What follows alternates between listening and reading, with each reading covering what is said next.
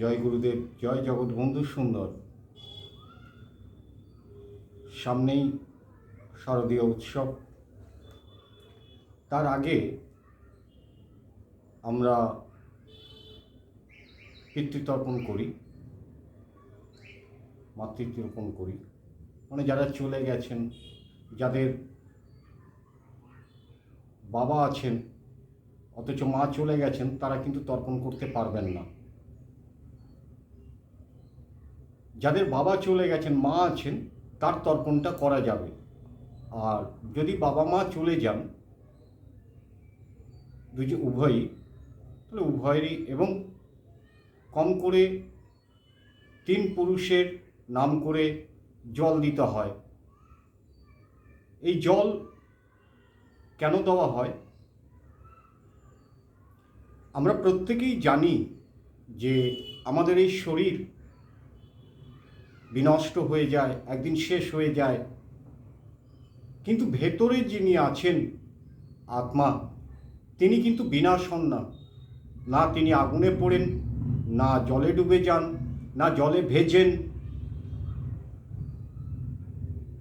তাহলে বোঝাই যাচ্ছে যে তিনি অজর অমর। তার দেহ ছেড়ে যখন চলে যায়, তখন তার উদ্দেশ্যে আমরা জল, মানে গঙ্গার জল, পরিশুদ্ধ গঙ্গার জল, তিল, জব, আতপ চাল, এইগুলো অর্পণ করি তার উদ্দেশ্যে, এবং তারা গ্রহণ করেন এগুলো। যারা এই কাজগুলো করেন, বৎসরে যতই কষ্ট থাক, যতই দুঃখ থাক, যতই অসুবিধা থাক, আমি প্রত্যেকেই বলবো, আপনি যদি সত্যিকারের সুসন্তান হয়ে থাকেন বাবা মায়ের গুণ দোষ এগুলো ধরবেন না। আপনি কে, কার জন্যে দেখেছেন এই পৃথিবী?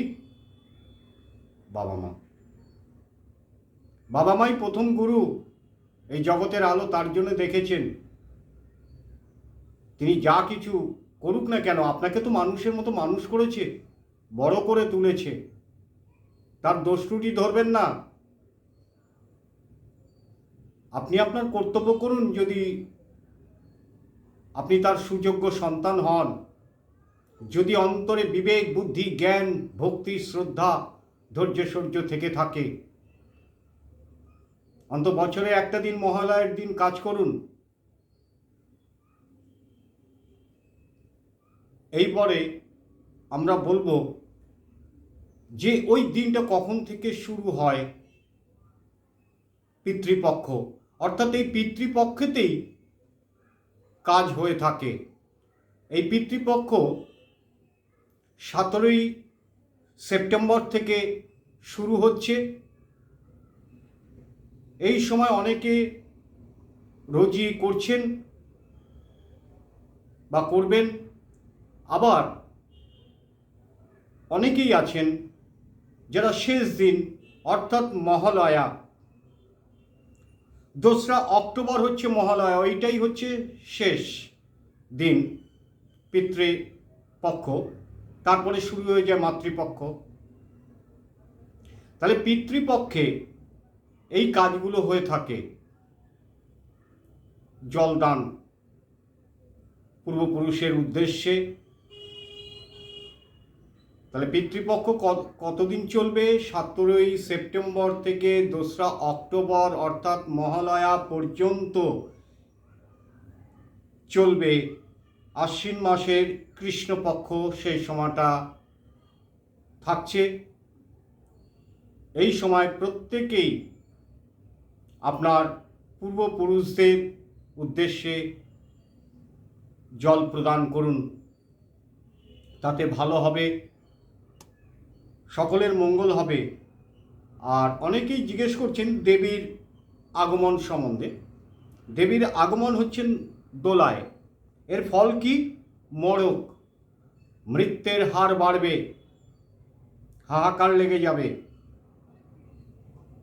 মানে দেবী যখন আসছেন, দোলায় আসছেন। আর দেবীর গমন, অর্থাৎ দেবী চলে যাবেন কিসে? ঘটকে অর্থাৎ ঘোড়ায়। এর ফল কি হবে? ছত্রভঙ্গ। ছত্রভঙ্গ মানে খণ্ডযুদ্ধ। এইরকম চলবে।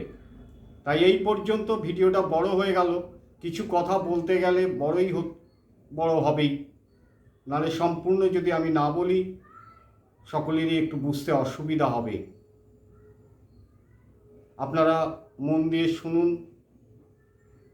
ঈশ্বরের নাম করুন, আর কিছু নিয়ম সংসারের পালন করুন, তাতে ভালো হবে।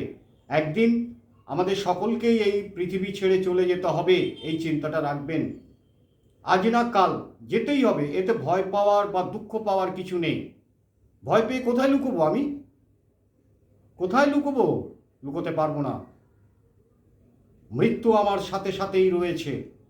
আমাকে যখন খুশি যেভাবে খুশি নিয়ে যেতে পারেন উনি, সময় হলেই নিয়ে যাবে। তাহলে আমার চিন্তা রাখা উচিত যে আমি কি কর্ম করছি, এর কর্মের ফল ভালো কি খারাপ হতে পারে, সেই বুঝে সেখানে স্থানান্তরিত হবে। প্রত্যেকে এখানেই যেমন কর্ম অনুযায়ী আপনার চেয়ার বাধা রয়েছে, রোজগার বাধা রয়েছে, এগুলো কোথা থেকে এসছে? বাস্তব জীবনে ওই সমস্ত ধর্মগ্রন্থগুলো থেকেই মহান ব্যক্তিরা এইসব নিয়ম কানুন প্রচলন করেছেন। এটা একটু লক্ষ্য করলেই বোঝা যাবে।